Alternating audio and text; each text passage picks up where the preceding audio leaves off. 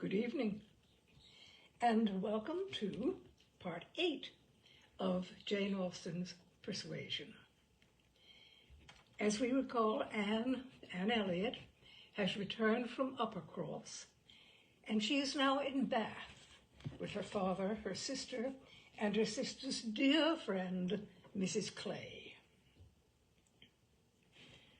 There was one point which Anne, on returning to her family, would have been more thankful to ascertain even than Mr. Elliot's being in love with Elizabeth, which was her father's not being in love with Mrs. Clay. And she was very far from easy about it when she had been at home a few hours. On going down to breakfast the next morning, she found there had been just a decent pretense on the ladies' side of meaning to leave them. She could imagine Mrs. Clay to have said that now Miss Anne was come, she could not suppose herself at all wanted, for Elizabeth was replying in a sort of whisper, "That must not be any reason, indeed. I assure you I feel it none. She is nothing to me, compared with you." And she was in full time to hear her father say, "My dear madam, this must not be.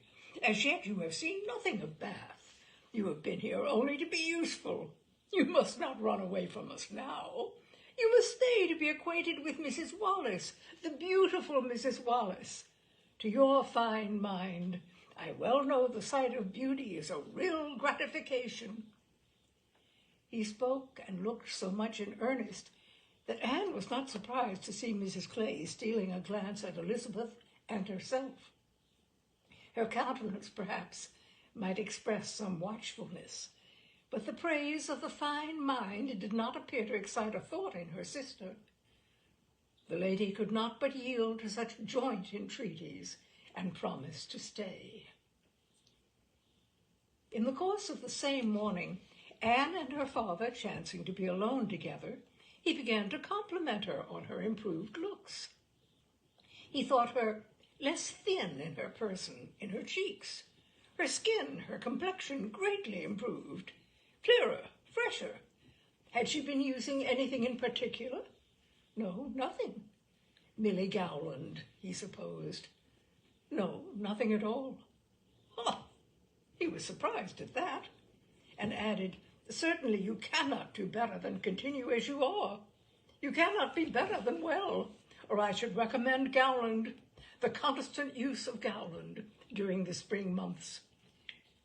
Mrs. Clay has been using it at my recommendation, and you see what it has done for her. You see how it has carried away her freckles." If Elizabeth could but have heard this, such personal praise might have struck her, especially as it did not appear to Anne that the freckles were at all lessened. But everything must take its chance. The evil of the marriage would be much diminished if Elizabeth were also to marry. As for herself, she might always command a home with Lady Russell. Lady Russell's composed mind and polite manners were put to some trial on this point in her intercourse in Camden Place. The sight of Mrs. Clay in such favor and of Anne so overlooked was a perpetual provocation to her there, and vexed her as much when she was away as a person in Bath who drinks the water, gets all the new publications, and has a very large acquaintance, has time to be vexed.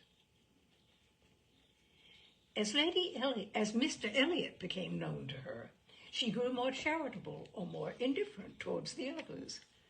His manners were an immediate recommendation, and on conversing with him, she found the solid so fully supporting the superficial that she was at first, as she told Anne, almost ready to exclaim, "Can this be Mr. Elliot?" and could not seriously picture to herself a more agreeable or estimable man. Everything united in him: good understanding, correct opinions, knowledge of the world, and a warm heart. He had strong feelings of family attachment and family honor without pride or weakness. He lived with the liberality of a man of fortune without display. He judged for himself in everything essential without defying public opinion in any point of worldly decorum.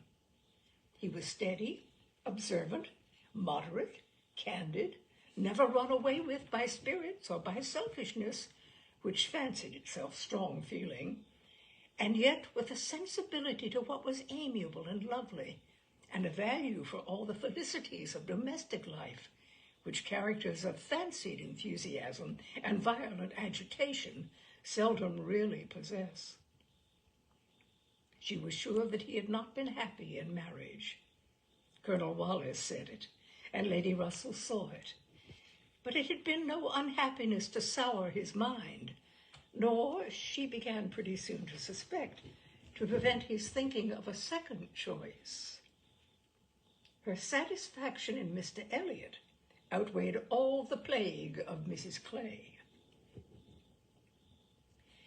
It was now some years since Anne had begun to learn that she and her excellent friend could sometimes think differently.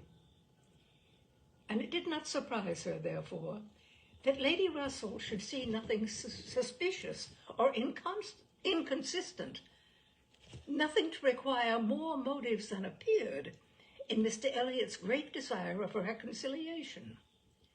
In Lady Russell's view, it was perfectly natural that Mr. Elliot, at a mature time of life, should feel it a most desirable object, and what would very generally recommend him, among all sensible people, to be on good terms with the head of his family.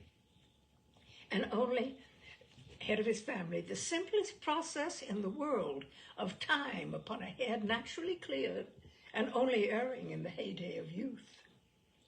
Anne presumed, however, still to smile about it, and at last to mention Elizabeth. Lady Russell listened and looked, and made only this cautious reply: Elizabeth. Very well, time will explain. It was a reference to the future which Anne, after a little observation, felt she must submit to. She could determine nothing at present. In that house, Elizabeth must be first, and she was in the habit of such general observance as Miss Elliot that any particularity of attention seemed almost impossible. Mr. Elliot, too, it must be remembered, had not been a widower 7 months. A little delay on his side might be very excusable. In fact, Anne could never see the crape around his hat without fearing that she was the inexcusable one in attributing to him such imaginations.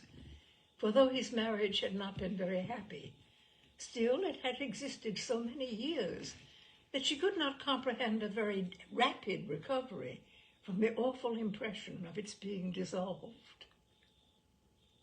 However it might end, he was without question their pleasantest acquaintance in Bath. She saw nobody equal to him, and it was a great indulgence now and then to talk to him about Lyme, which she seemed to have as lively a wish to see again, and to see more of, as herself. They went through the particulars of their first meeting a great many times. He gave her to understand that he had looked at her with some earnestness. She knew it well, and she remembered another person's look also. They did not always think alike. His value for rank and connection she perceived to be greater than hers. It was not merely complacence. It must be a liking to the cause, which made him enter warmly into her father and sister's solicitudes on a subject which she thought unworthy to excite them. The Bath paper one morning announced the arrival of the Dowager Viscountess Dalrymple and her daughter, the Honourable Miss Carteret, and all the comfort of No. Camden Place was swept away for many days. For the Dalrymples, in Anne's opinion, most unfortunately, were cousins of the Elliots, and the agony was how to introduce themselves properly. Anne had never seen her father and sister before in contact with nobility, and she must acknowledge herself disappointed. She had hoped better things from their high ideas of their own situation in life, and was reduced to form a wish which she had never foreseen, a wish that they had more pride. For our cousins, Lady Dalrymple and Miss Carteret, our cousins, the Dalrymples, sounded in her ears all day long. Sir Walter had once been in company with the late Viscount, but had never seen any of the rest of the family, and the difficulties of the case arose from there having been a suspension of all intercourse by letters of ceremony ever since the death of that said late Viscount, when, in consequence of a dangerous illness of Sir Walter's at the same time, there had been an unlucky omission at Kellynch. No letter of condolence had been sent to Ireland. The neglect had been visited on the head of the sinner, for when poor Lady Elliot died herself, no letter of condolence was received at Kellynch, and consequently there was but too much reason to apprehend that the Dalrymples considered the relationship as closed. How to have this anxious business set to rights and be admitted as cousins again was the question. And it was a question which, in a more rational manner, neither Lady Russell nor Mr. Elliot thought unimportant. Family connections were always worth preserving, good company always worth seeking. Lady Dalrymple had taken a house for 3 months in Laura Place and would be living in style. She had been at Bath the year before, and Lady Russell had heard her spoken of as a charming woman. It was very desirable that the connection should be renewed, if it could be done, without any compromise of propriety on the side of the Elliots. Sir Walter, however, would choose his own means, and at last wrote a very fine letter of ample explanation, regret, and entreaty to his right honourable cousin. Neither Lady Russell nor Mr. Elliot could admire the letter, but it did all that was wanted in bringing 3 lines of scrawl from the Dowager Viscountess. She was very much honoured and should be happy in their acquaintance. The toils of the business were over. The sweets began. They visited in Laura Place. They have the cards of Dowager Viscountess Dalrymple and the Honourable Miss Carteret to be arranged wherever they might be most visible, and our cousins in Laura Place, our cousins Lady Dalrymple and Miss Carteret, were talked of to everybody. Anne was ashamed. Had Lady Dalrymple and her daughter even been very agreeable, she would still have been ashamed of the agitation they created. But they were nothing. There was no superiority of manner, accomplishment, or understanding. Lady Dalrymple had acquired the name of a charming woman because she had a smile and a civil answer for everybody. Miss Carteret, with still less to say, was so plain and so awkward that she would never have been tolerated in Camden Place but for her birth. Lady Russell confessed that she had expected something better, but yet it was an acquaintance worth having. There was no superiority of manner, and when Anne ventured to speak her opinion of them to Mr. Elliot, he agreed to their being nothing in themselves, but still maintained that as a family connection, as good company, as those who would collect good company around them, they had their value. Anne smiled and said, "My idea of good company, Mr. Elliot, is the company of clever, well-informed people who have a great deal of conversation. That is what I call good company." "You are mistaken," said he gently. "That is not good company. That is the best. Good company requires only birth, education, and manners, and with regard to education is not very nice. Birth and good manners are essential, but a little learning is by no means a dangerous thing in good company. On the contrary, it will do very well." My cousin Anne shakes her head. She is not satisfied. She is fastidious. My dear cousin, sitting down by her, you have a better right to be fastidious than almost any other woman I know. But will it answer? Will it make you happy? Will it not be wiser to accept the society of these good ladies in Laura Place and enjoy all the advantages of the connection as far as possible? You may depend upon it that they will move in the first set in Bath this winter. And as rank is rank, your being known to be related to them will have its use in fixing your family, our family, let me say, in that degree of consideration which we must all wish for. Yes, sighed Anne, we shall indeed be known to be related to them. Then, recollecting herself, and not wishing to be answered, she added, I certainly do think there has been by far too much trouble taken to procure the acquaintance. I suppose, smiling, I have more pride than any of you, but I confess it does vex me that we should be so solicitous to have the relationship acknowledged, which we may be very sure is a matter of perfect indifference to them. Pardon me, my dear cousin, you are unjust to your own claims. In London, perhaps, in your present quiet style of living, it might be as you say, but in Bath, Sir Walter Elliot and his family will always be worth knowing, always acceptable as acquaintance. Well, said Anne, I certainly am proud, too proud to enjoy a welcome which depends so entirely upon place. I love your indignation, said he. It is very natural. But here you are in Bath, and the object is to be established here with all the credit and dignity which ought to belong to Sir Walter Elliot. You talk of being proud. I am called proud, I know, and I shall not wish to believe myself otherwise, for our pride, if investigated, would have the same object, I have no doubt, though the kind may seem a little different. In one point, I am sure, my dear cousin, he continued, speaking lower, though there was no one else in the room. In one point, I am sure we must feel alike.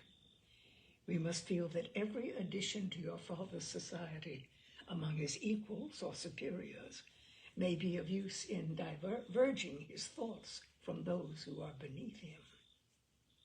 He looked, as he spoke, to the seat which Mrs. Clay had been lately occupying, a sufficient explanation of what he particularly meant, and though Anne could not believe in their having the same sort of pride, she was pleased with him for not liking Mrs. Clay, and her conscience admitted that his wishing to promote her father's getting great acquaintance was more than excusable in the view of defeating her.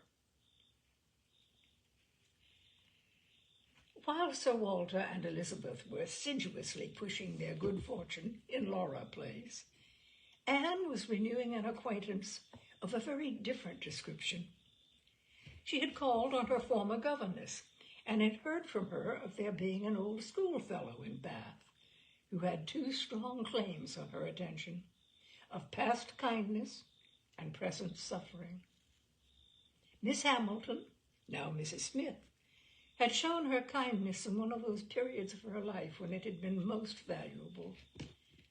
Anne had gone unhappy to school, grieving for the loss of a mother whom she dearly loved, feeling her separation from home, and suffering as a girl of 14 of strong sensibility and not high spirits must suffer at such a time. And Miss Hamilton, 3 years older than herself, but still from the want of near relations and a settled home, remaining another year at school, had been useful and good to her in a way which had considerably lessened her misery and could never be remembered with indifference. Miss Hamilton had left school, had married not long afterwards, was said to have married a man of fortune, and this was all that Anne had known of her, till now that their governess's account brought her situation forward in a more decided but very different form. She was a widow and poor. Her husband had been extravagant, and at his death, about 2 years before, had left his affairs dreadfully involved. She had had difficulties of every sort to contend with, and in addition to these distresses, had been afflicted with a severe rheumatic fever, which, finally settling in her legs, had made her for the present a cripple.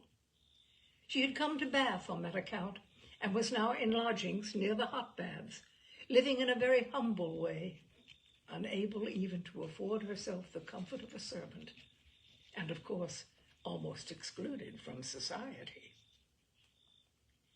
Their mutual friend answered for the satisfaction which a visit from Miss Elliot would give Mrs. Smith, and Anne therefore lost no time in going. She mentioned nothing of what she had heard or what she intended at home. It would excite no proper interest there.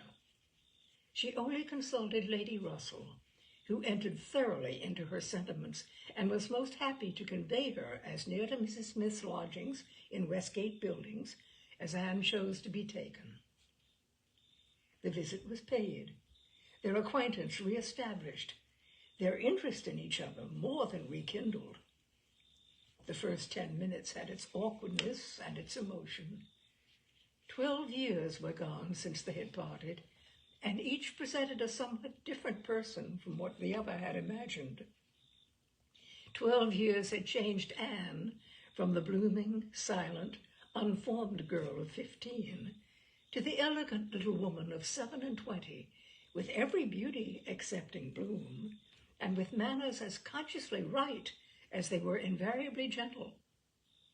And 12 years had transformed the fine-looking, well-grown Miss Hamilton in all the glow of health and confidence of superiority into a poor, infirm, helpless widow, receiving the visit of her former protégé as a favor. But all that was uncomfortable in the meeting had soon passed away, and left only the interesting charm of remembering former partialities and talking over old times. Anne found in Mrs. Smith the good sense and agreeable manners which she had almost ventured to depend upon, and a disposition to converse and be cheerful beyond her expectation. Neither the dissipations of the past, and she had lived very much in the world, nor the restrictions of the present, neither sickness nor sorrow seemed to have closed her heart or ruined her spirits. In the course of the second visit, she talked with great openness, and Anne's astonishment increased. She could scarcely imagine a more cheerless situation in itself than Mrs. Smith's. She had been very fond of her husband. She had buried him. She had been used to affluence. It was gone. She had no child to connect her with life and happiness again, no relations to assist in the arrangement of perplexed affairs, no health to make all the rest supportable. Her accommodations were limited to a noisy parlor and a dark bedroom behind, with no possibility of moving from one to the other without assistance, which there was only one servant in the house to afford, and she never quitted the house but to be conveyed into the warm bath. Yet in spite of all this, Anne had reason to believe that she had moments only of languor and depression, to hours of occupation and enjoyment. How could it be? She watched, observed, reflected, and finally determined that this was not a case of fortitude or of resignation only. A submissive spirit might be patient. A strong understanding would supply resolution. But here was something more.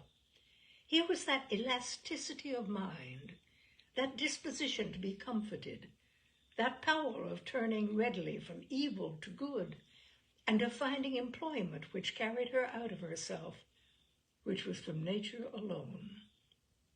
It was the choicest gift of heaven, and Anne viewed her friend as one of those instances in which, by a merciful appointment, it seems designed to counterbalance almost every other want. There had been a time, Mrs. Smith told her, when her spirits had nearly failed.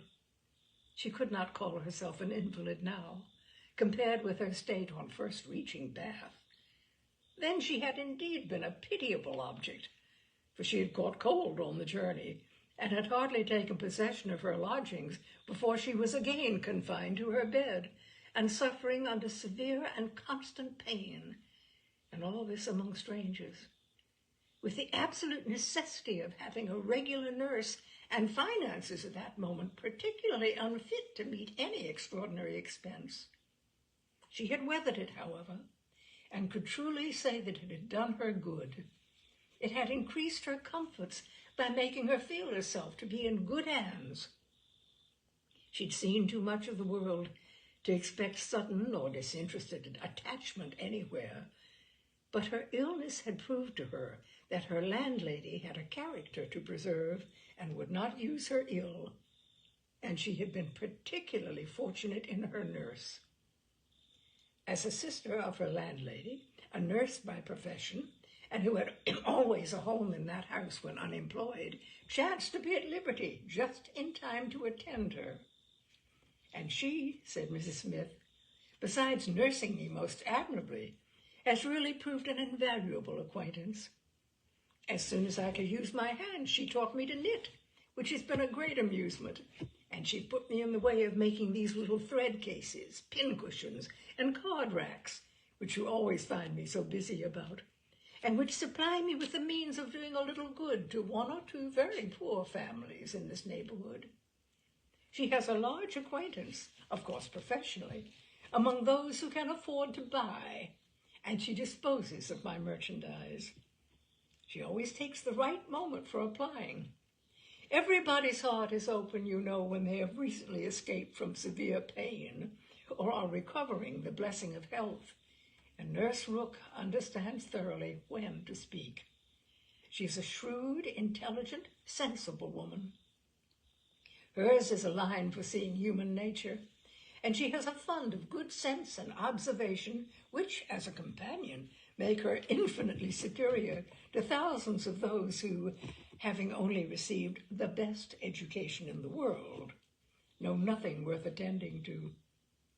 Call it gossip, if you will, but when Nurse Rook has half an hour's leisure to bestow on me, she is sure to have something to relate that is entertaining and profitable, something that makes one know one's species better. One likes to hear what is going on, to be au fait as to the newest modes of being trifling and silly. To me, who live so much alone, her conversation, I assure you, is a treat. Anne, far from wishing to cavil at the pleasure, replied, I can easily believe it. Women of that class have great opportunities, and if they are intelligent, may be well worth listening to. Such varieties of human nature as they are in the habit of witnessing. And it is not merely in its follies that they are well read, for they see it occasionally under every circumstance that can be most interesting or affecting. What instances must pass before them of ardent, disinterested, self-denying attachment, of heroism, fortitude, patience, resignation, of all the conflicts and all the sacrifices that ennoble us most. A sick chamber may often furnish the worth of volumes. Yes, said Mrs. Smith more doubtingly. Sometimes it may, though I fear its lessons are not often in the elevated style you describe. Here and there human nature may be great in times of trial, but generally speaking it is its weakness and not its strength that appears in a sick chamber. It is selfishness and impatience rather than generosity and fortitude that one hears of. There is so little real friendship in the world. And unfortunately, speaking low and tremulously, there are so many who forget to think seriously till it is almost too late. Anne saw the misery of such feelings. The husband had not been what he ought, and the wife had been led among that part of mankind which made her think worse of the world than she hoped it deserved. It was but a passing emotion, however, with Mrs. Smith. She shook it off and soon added in a different tone, "I do not suppose the situation my friend Mrs. Rourke is in at present will furnish much either to interest or edify me. She is only nursing Mrs. Wallace of Marlborough Buildings, a mere pretty, silly, expensive, fashionable woman, I believe, and of course will have nothing to report but of lace and finery. I mean to make my profit of Mrs. Wallace, however. She has plenty of money, and I intend she shall buy all the high-priced things I have in hand now." Anne had called several times on her friend before the existence of such a person was known in Camden Place. At last it became necessary to speak of her. Sir Walter, Elizabeth, and Mrs. Clay returned one morning from Laura Place with a sudden invitation from Lady Dalrymple for the same evening, and Anne was already engaged to spend that evening in Westgate Buildings. She was not sorry for the excuse. They were only asked, she was sure, because Lady Dalrymple, being kept at home by a bad cold, was glad to make use of the relationship which had been so pressed on her, and she declined on her own account with great alacrity. She was engaged to spend the evening with an old schoolfellow. They were not much interested in anything relative to Anne, but still there were questions enough asked to make it understood what this old schoolfellow was, and Elizabeth was disdainful, and Sir Walter severe. "Westgate Buildings," said he, "and who is Miss Anne Elliot to be visiting in Westgate Buildings? A Mrs. Smith, a widow, Mrs. Smith. And who was her husband? One of the 5,000 Mr. Smiths whose names are to be met with everywhere. And what is her attraction? That she is old and sickly. Upon my word, Miss Anne Elliot, you have the most extraordinary taste. Everything that revolts other people, low company, paltry rooms, foul air, disgusting associations, are inviting to you. But surely you may put off this old lady till tomorrow. She's not so near her end, I presume, but that she may hope to see another day. What is her age? 40? No, sir, she is not 1 in 30. But I do not think I can put off my engagement, because it is the only evening for some time which will at once suit her and myself. She goes into the warm bath tomorrow, and for the rest of the week, you know, we are engaged." "But what does Lady Russell think of this acquaintance?" asked Elizabeth. "She sees nothing to blame in it," replied Anne. "On the contrary, she approves it, and has generally taken me when I have called on Mrs. Smith." "Westgate Buildings must have been rather surprised by the appearance of a carriage drawn up near its pavement," observed Sir Walter. "Sir Henry Russell's widow, indeed, has no honours to distinguish her arms, but still it is a handsome equipage, and no doubt is well known to convey a Miss Elliot. A widow, Mrs. Smith, in Westgate Buildings, a poor widow, barely able to live between 30 and 40, a mere Mrs. Smith, an everyday Mrs. Smith, of all people and all names in the world, to be the chosen friend of Miss Anne Elliot, and to be preferred by her to her own family connections among the nobility of England and Ireland. Mrs. Smith, such a name!" Mrs. Clay, who had been present while all this passed, now thought it advisable to leave the room, and Anne could have said much and did long to say a little in defense of her friends, not very dissimilar claims to theirs, but her sense of personal respect to her father prevented her. She made no reply. She left it to himself to recollect that Mrs. Smith was not the only widow in Bath between 30 and 40, with little to live on and no surname of dignity. Anne kept her appointment. The others kept theirs, and of course she heard the next morning that they had had a delightful evening. She had been the only one of the set absent, for Sir Walter and Elizabeth had not only been quite at her ladyship's service themselves, but had actually been happy to be employed by her in collecting others, and had been at the trouble of inviting both Lady Russell and Mr. Elliot. And Mr. Elliot had made a point of leaving Colonel Wallis early, and Lady Russell had fresh arranged all her evening engagements in order to wait on her.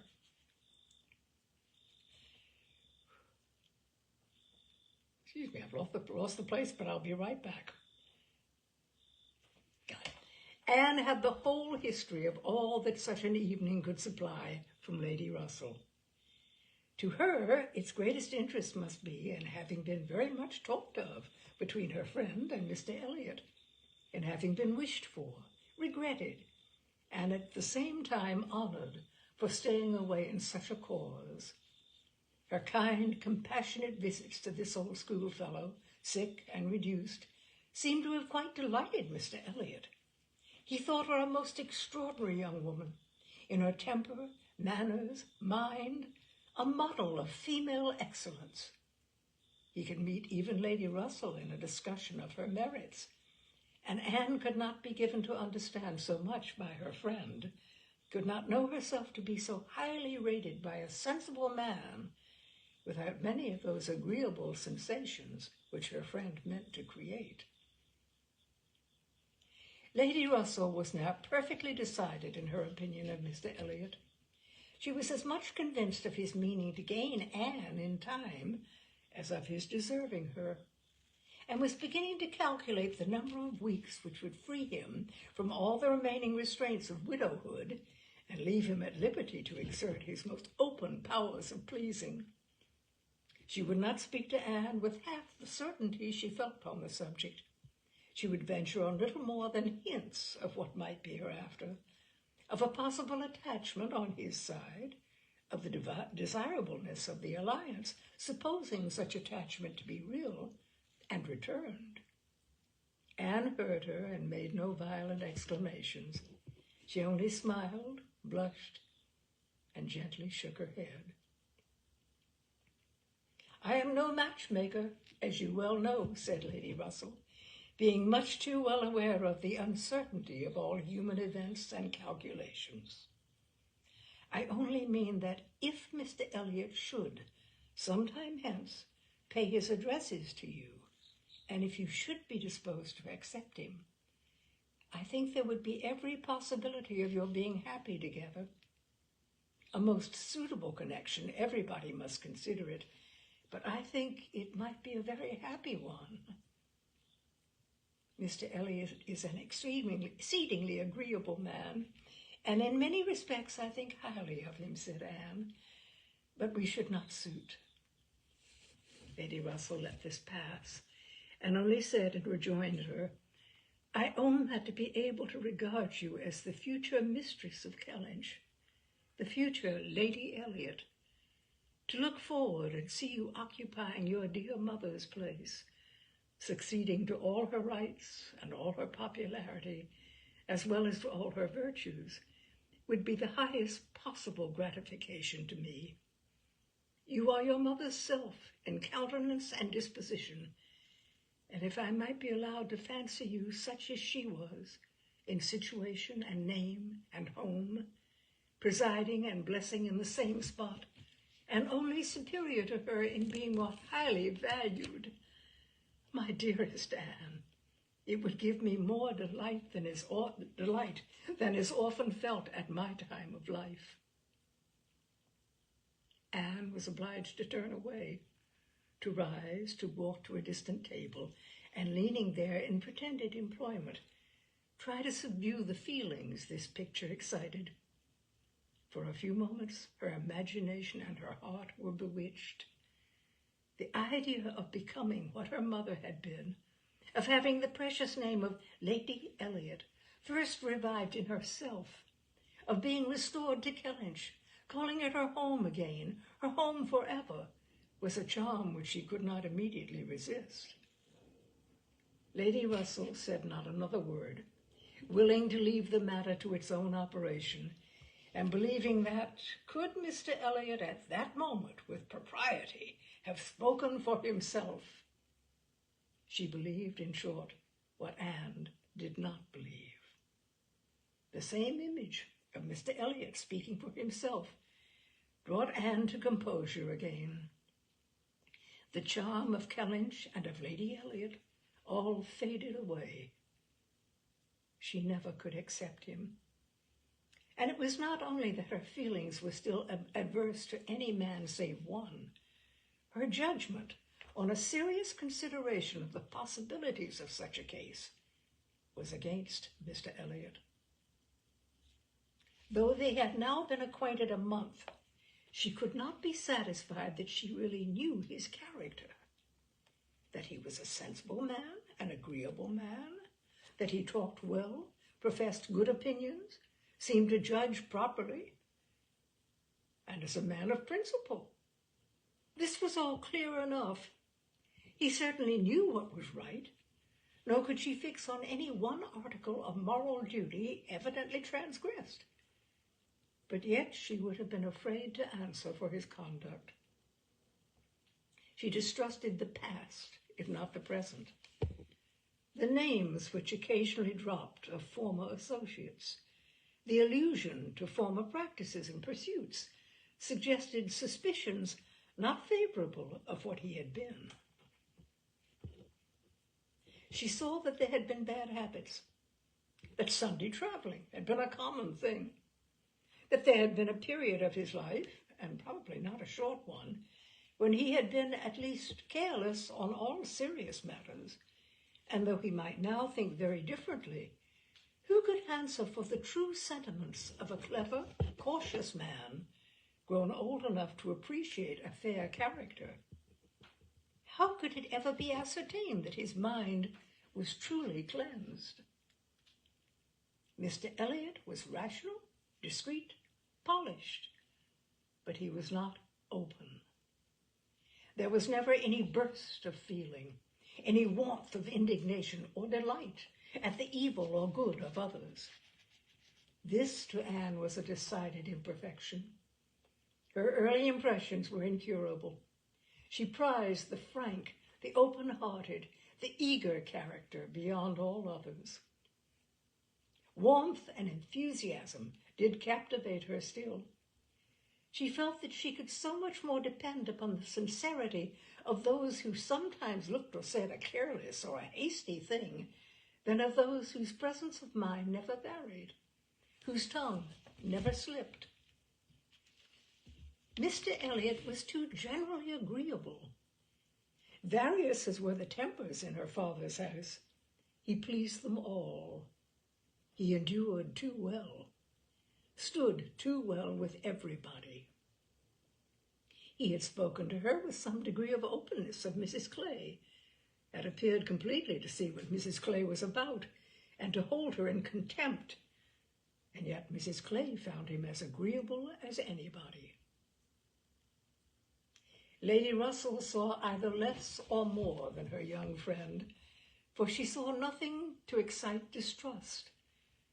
She could not imagine a man more exactly what he ought to be than Mr. Elliot, nor did she ever enjoy a sweeter feeling than the hope of seeing him receive the hand of her beloved Anne in Kellynch Church in the course of the following autumn.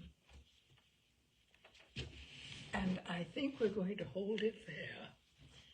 And that will be, where did my little pencil go? Good heavens, there it is. That will be the end of part 8, I think it's part 8. Yes, of part 8 of Persuasion. And we will carry on with part 9 as things get more and more involved and more interesting. We'll carry on next Wednesday at 6 for Tales and Cocktails. Thank you for being with me, and I look forward to seeing you next week. Good night now.